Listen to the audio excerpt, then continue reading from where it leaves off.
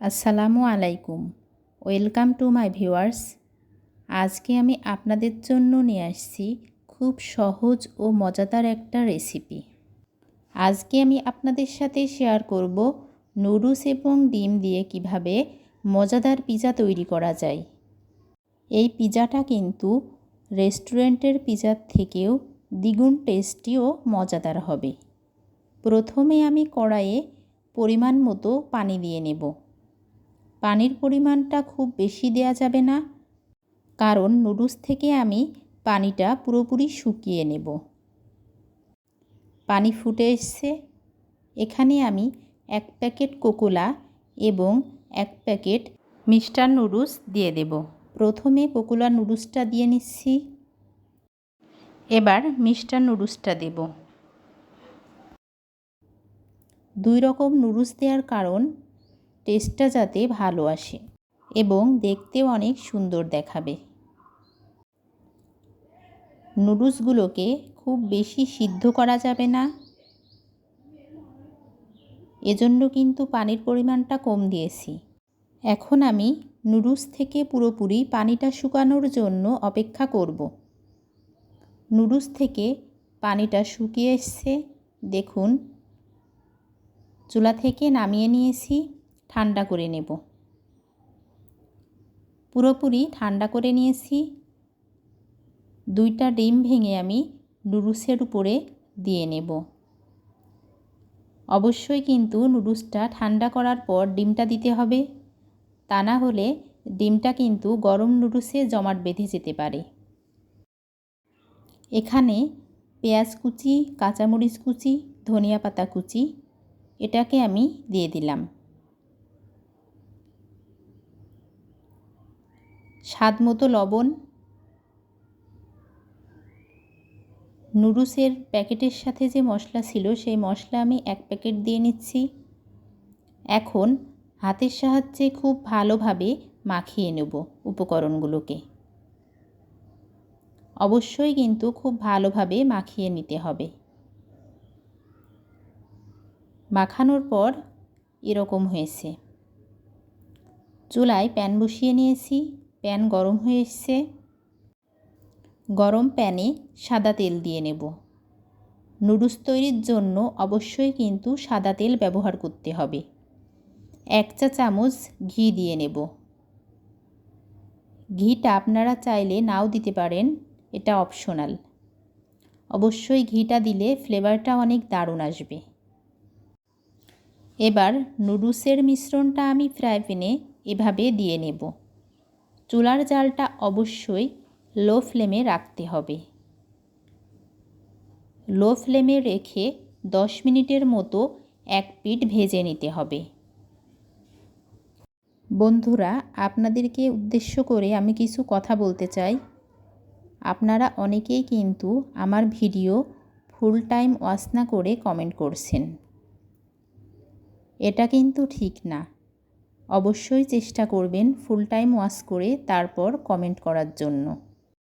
যারা যারা আমার চ্যানেলটি সাবস্ক্রাইব করেছেন তাদেরকে অসংখ্য ধন্যবাদ। আর যারা এখনও সাবস্ক্রাইব করেননি তাদের কাছে রিকোয়েস্ট, অবশ্যই চ্যানেলটি সাবস্ক্রাইব করে দেবেন। পিৎজার এক পিঠ হয়ে এসছে। এখন আমি পিৎজাটাকে 2টা চামচের সাহায্যে উল্টিয়ে নিলাম। আবারও লো ফ্লেমে 10 মিনিটের মতো জাল করে নেব। প্রথমে 1 চা চামচ গাওয়া ঘি ছড়িয়ে দেব। ঘিটা দেওয়ার কারণে টেস্ট এবং ফ্লেভার দুইটাই অনেক দারুণ আসে।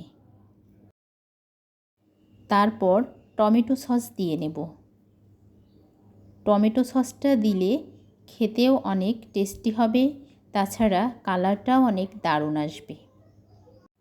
আমি যাতে আপনাদের মাঝে আরও নতুন নতুন ভিডিওর রেসিপি দিতে পারি, এজন্য আপনারাও বেশি বেশি আমার ভিডিওগুলো লাইক, কমেন্ট এবং শেয়ার করুন। এভাবে পিৎজা তৈরি করলে বাসার বাচ্চা থেকে শুরু করে বড়রাও কিন্তু অনেক পছন্দ করে। আপনারা অবশ্যই একদিন এভাবে পিৎজা তৈরি করে পরিবারের মাঝে পরিবেশন করুন। এখানে মেয়োনেজ চিজ গ্রেট করে নিয়েছি, সেটাকে আমি দিয়ে নিচ্ছি। আপনাদের হাতের কাছে যদি মেয়োনেজ চিজ না থাকে তাহলে এটাকে স্কিপ করতে পারেন, তবে মেয়োনেজ চিজটা দিলে টেস্টটা একটু ভালো আসে। এই মেয়োনেজ চিজটাকে আমি ডিপ ফ্রিজে সংরক্ষণ করে রেখেছিলাম। যখন যখন আমার প্রয়োজন পড়ে তখন আমি ডিপ ফ্রিজ থেকে বের করে গ্রেট করে নিই। এখানে পেঁয়াজ কুচি আর কাঁচা মরিচ লাল রঙেরটা, ভিতর থেকে যে বিচিগুলা থাকে ওগুলা কিন্তু আমি ছাড়িয়ে নিয়েছি। অনেক সময় দেখা যায় মরিচের মধ্যে বিচিগুলো থাকার কারণে ঝালের পরিমাণটা বেশি লাগে, বাসার বাচ্চাদের খেতে অসুবিধা হয়। খুবই অল্প সময়ে এবং অল্প উপকরণে এভাবে পিৎজা তৈরি করলে রেস্টুরেন্টের পিৎজাকেও কিন্তু হার মানাবে। আমি অবশ্যই প্রায়ই এভাবে পিৎজা তৈরি করি, খেতে কিন্তু খুবই অসাধারণ লাগে। আমি ঢাকনা দিয়ে ঢেকে দেব, ফিরে আসব 5 মিনিট পর। ফিরে আসলাম 5 মিনিট পর। এখন আমি আর এক প্যাকেট নুডলসের মশলা এভাবে ছড়িয়ে নেব। তারপর পিস করে রাখা শসাগুলো ছড়িয়ে পিৎজার সৌন্দর্য আরও বাড়িয়ে নেব।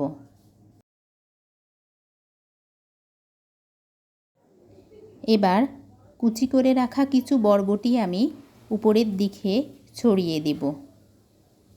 এটা কিন্তু কাঁচা খাওয়া যায়। পিৎজা থেকে খুবই দারুণ একটা ফ্লেভার আসছে। শসা এবং বরবটি দেওয়ার পর পিৎজাটাকে কিন্তু আর বেশিক্ষণ জাল করা যাবে না। পিৎজাটার উল্টা পিঠও খুব দারুণভাবে হয়ে এসছে। এখন আমি নামিয়ে নেব। দেখতে যতটা লোভনীয় হয়েছে, খেতে কিন্তু তার থেকেও দ্বিগুণ মজা। দেখুন কালারটা কত দারুণ দেখাচ্ছে। এবার আমি পিস পিস করে কেটে পরিবারের মাঝে পরিবেশন করে নেব। সঙ্গে থাকার জন্য সবাইকে ধন্যবাদ। ভালো থাকবেন সবাই। আসসালামু আলাইকুম। আল্লাহ হাফেজ। ফিরে আসবো আবারও নেক্সট ভিডিও নিয়ে।